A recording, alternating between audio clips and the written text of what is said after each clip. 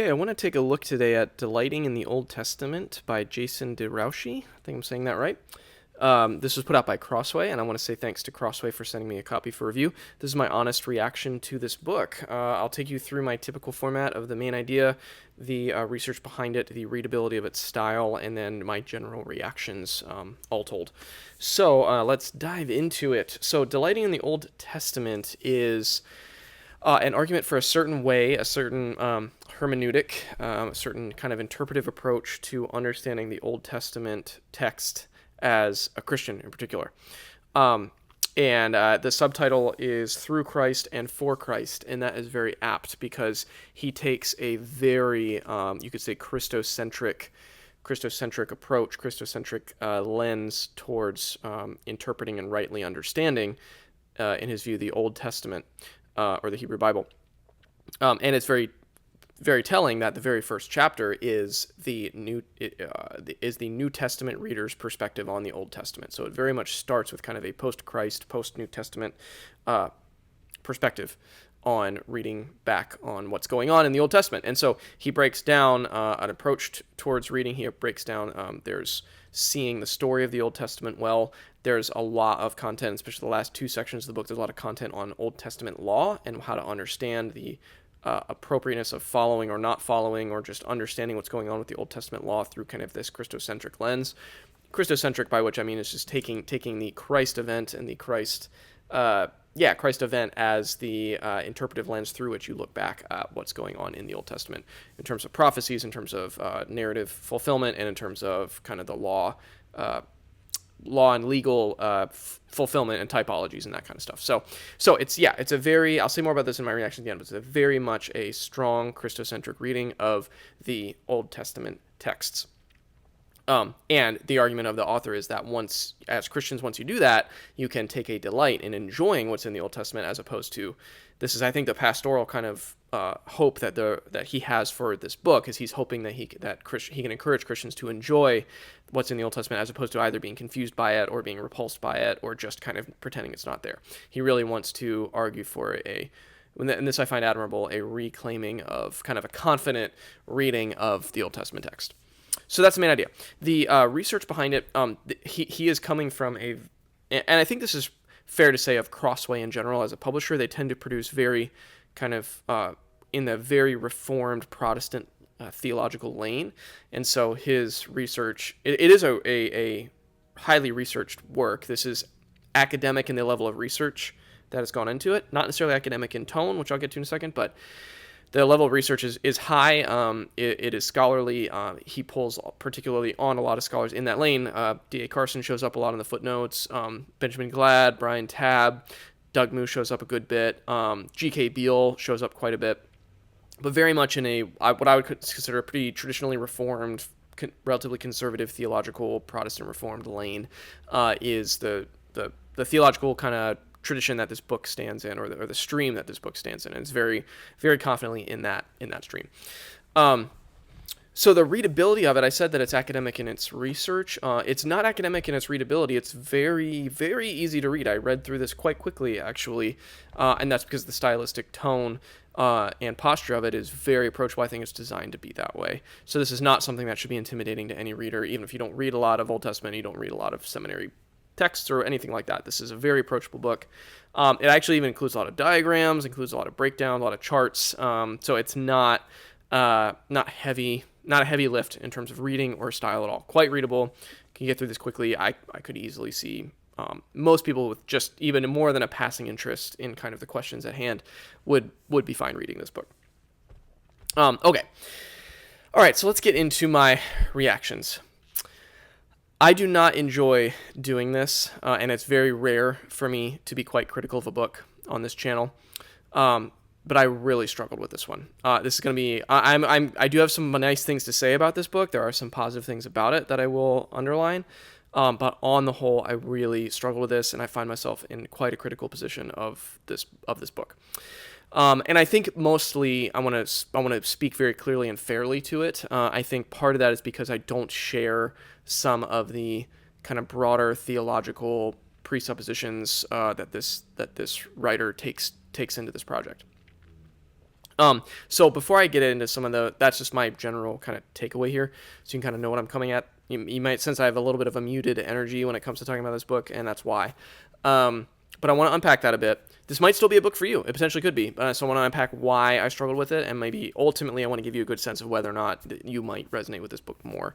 But first, to do that, I want to talk a little bit about the landscape of publishing on reading the Old Testament.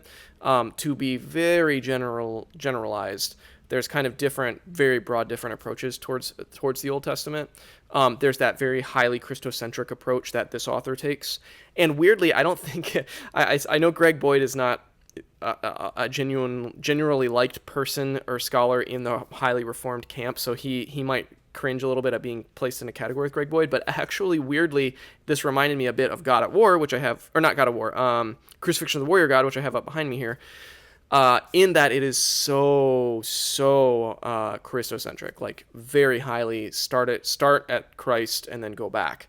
So this book kind of shares some like resonance in my mind, my reading of Crucifixion of the Warrior God and other books like it. They're like that very, very passionately Christocentric looking back at the Old Testament. I think that definitely has a place. I more and more where I've come to, and this is some of my, even though I love Greg Boyd and I loved that book in particular when I first read it, I don't find myself in broad agreement with it anymore, and it's because I moved on that very question of how to read the Old Testament. And so I don't share that hermeneutic, I don't share that lens, and so that put me at a little bit of a tension with this writer. On the other hand, you have scholars like a John Goldingay, whose little book, Do We Need the New Testament, kind of represents a very different approach. I really enjoy him. I really enjoy that book in particular.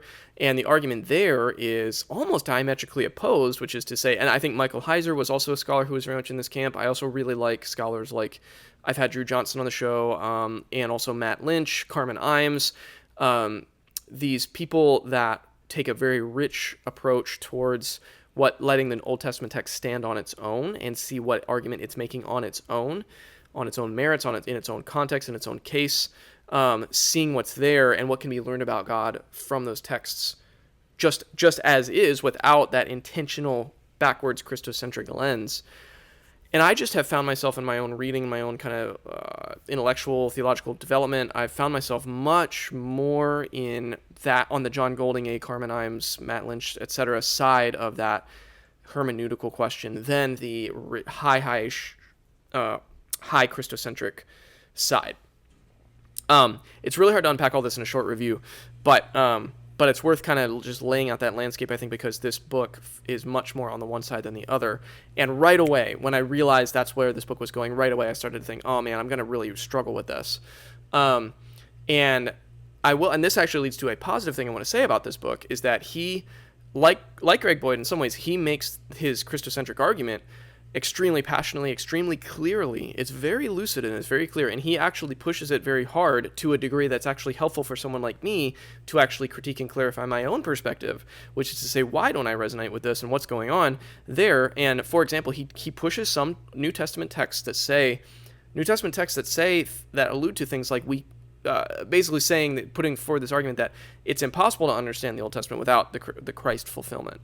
And some of the, like I believe it's in 2 Peter, for example, he also talks about Luke 24 and Jesus breaking the bread and saying that everything that was written about in Moses in the scriptures points to me.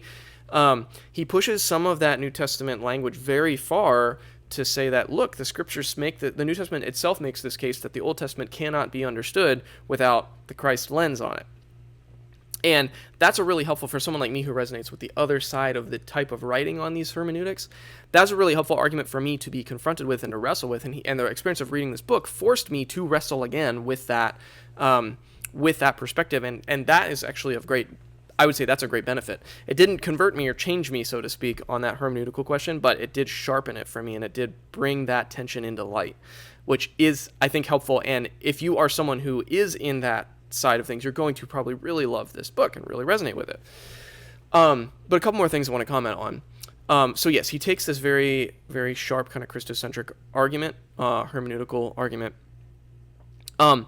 And one other thing I liked about the book is he does rightly push back on that false, kind of what I see as a false or arbitrary categorization of the Old Testament laws into moral, civil, civic, and ceremonial.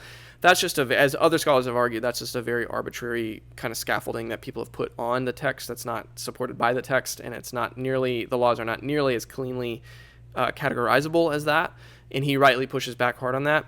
However, so I agreed with him. I liked his argumentation there. However, I also found a little bit of an irony in this, that he proposes kind of a different taxonomy in a way by saying that in the discussion of the law, he argues that Christ transforms some Old Testament laws, he maintains some Old Testament laws, and he repudiates others, or rebuts others, annuls others, I think is the language he uses. And that's an interesting idea, but I didn't find his methodology very helpful in terms of then saying, well, then how do we know which laws are transformed or annulled or maintained? It's like he gives examples of what it looks like when Christ does that, but I didn't find his his explanation of how to analyze these Old Testament laws and figure out which ones are in each of those categories did not feel to me very, very helpful. It didn't really, beyond just providing a few examples, it didn't really convince me of anything, and I felt like it was just kind of maybe another arbitrary construction to replace the moral, civic, ceremonial construction that he rightly pushes back on. So that was another frustrating aspect of the book to me, and I think it revealed a little bit of the limitations of this really, really aggressive Christocentric. I don't like that I'm using Christocentric pejoratively, because I actually believe in a Christocentric reading, which I'll say more about in a minute. But in this case, it's the best word I can think of. It's kind of an aggressive, I would say overly certain, overly confident approach in that lane, and I just don't think it quite works, as evidenced by what I just argued with the breakdown of the law. So just, a couple more things I want to say about this. I find this topic really important, what to do, quote unquote, with the Old Testament as Christians in our day and age. That's part of why I was interested in this book. And the reason I wanted to review this book is because I liked the title, Delighting in the Old Testament, and that's been my journey, has been coming around to an actual delight in the Old Testament. I actually genuinely, at this point in my life, love the Old Testament, and I love the Hebrew Scriptures.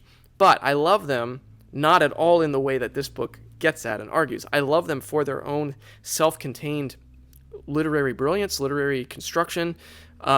Tim Mackey's really good on these points, as well as those other scholars I mentioned earlier, Drew Johnson and the others. There's such amazing literary intentionality and brilliance and motifs and repetitions in the Old Testament as it stands. And my journey with it has been realizing that the Old Testament does those things on its own. In John Goldingay's language, do we need the New Testament? Michael Heiser used to call, jokingly, the New Testament the appendix to the Old Testament. There's so much brilliance within the Old Testament on its own that, in my view, in my experience, and which was affirmed by the experience of reading this book, in my view, when you too simplistically and too quickly shortcut the process of slowly working through the Old Testament texts and exhuming and revealing the nuances and the tensions within the voices and counter voices within them. Walter Brueggemann's also really good on this. So many I could name. When you take the really careful work and time to do that, you see so much in the Old Testament that, in my view, you miss when you do this hermeneutical shortcut of just looking for ways that Christ fulfills kind of everything that's on every page in the Old Testament. And I feel like if I can say this, it's kind of almost a little bit of a intellectual shortcut to do that to treat the Old Testament hermeneutically that way. And it's deeply frustrating, and it's deeply discouraging to me, because I actually find, Robert Alter's another one, The Art of Biblical Narrative, amazing book. I find so much to love and delight in, to use this book's title, when you approach the Old Testament that way, that disciplined, careful way, and to believe that God gave the Old Testament over time to its people that received it and wrote it down and codified it, like over centuries, because there's a lot to be gained from it, as it is. And when I saw that this book was called Delighting in the Old Testament, I hoped it would be another example of kind of that exploring the literary brilliance of the Old Testament as it is, and really, really genuinely delighting in what it actually is, as opposed to what we can kind of reconstruct it to be through this aggressive kind of Christocentric approach. That ultimately just left me really disappointed, really cold. So And it's even more frustrating because there is a middle chapter in this book which gets into a little bit of the narrative of the Old Testament. And there's this really intriguing chart he uses, which uses symbols of the motifs that show up over and over again, and some that repeat in different ways. But he just kind of shows you the chart and says there's a broad story here that you can see, but doesn't actually explore it and get into it and delight in it in the way that I was hoping he would. So anyways, this review is getting long. I'm really trying to carefully unpack my reaction to this because I rarely post more critical reviews like this of books. And I also admire the intention of this book, which is to help people of faith love the first 2/3 of their scriptures. I admire that intention. I just don't think that this way of getting at it really is the right way. I think it's not a helpful way. I think there are a lot of other more helpful ways that, at least in my own life, have borne a lot more fruit in my kind of approach, towards the Old Testament. And I want to mention one book. I mentioned a bunch of scholars. You can look up all those people, look up their work. I do want to mention one book that does arguably what this book is trying to do, but in my humble view, does it way, way more compellingly, and that is the wonderful Reading Backwards by Richard Hayes. Part of the reason I commend that book over this book to you is because, first of all, Richard Hayes is upfront about the hermeneutic he's taking, reading backwards, like seeing how the different gospel accounts portray Christ as a fulfillment of all these types in the Old Testament. But first of all, so that book is a lot more upfront with the hermeneutic approach he's using, but also it's just a lot more compelling and persuasive in what he does, and it's also a lot more circumscribed. So Derouchy, in this book, Delighting in the Old Testament, he uses some very, in some ways, startling language about at one point he uses language of Christ repudiating the entire law of the Old Testament. This book could 100% could be accused of some pretty strident supersessionistic approaches, which I don't like. That word gets bandied around too much, and I hesitate to even say it here, but I can definitely, as I was reading it, I could think, wow, I can think of scholars that would just take a sharp supersessionistic accusation of what this argument is here. But Richard Hayes, on the other hand, could not remotely be accused of that. Instead, what he does is he takes Christ and how the Gospels artistically and literarily construct this narrative about Christ based on historical events, in Matthew, Mark, and Luke, and John. But then he talks about, with deep respect for the way the Old Testament is constructed on its own merits, he shows how there are types and foreshadowings that point in very specific ways to the construction that the gospel writers are doing. And the reason I love that book, Reading Backwards, so much is because he does that while respecting the literary intent and construction of the Old Testament as it stood. And he makes the case, in effect, that the gospel writers loved it as well and were pulling on threads and demonstrating their own literary artistry to depict Christ in the New Testament as the fulfillment of all these things that were going on in the Hebrew scriptures. So I just think that book is a lot more helpful. It avoids, I think, some of the pitfalls of what this book does. I think it's more persuasive. I think it's more careful as well. And just does a little bit more, in even much more shorter page count, it does a little bit more work to show and demonstrate rather than just simply tell and assert. So yeah, again, not my favorite review to post. I really wrestled with how to unpack all this effectively, but if you've hung with me so far, thanks for taking some time to watch. And I do hope, if my opinion is certainly not the only one on this book, there might be others who would find much more to gain up from it. And if that's you, or if that's someone you know, I would love to know that reaction. I'd love to know what you think. But regardless, thanks for taking some time to watch. I hope that this video helped you kind of sift and sort through some books that you may or may not want to spend some time with. Thanks.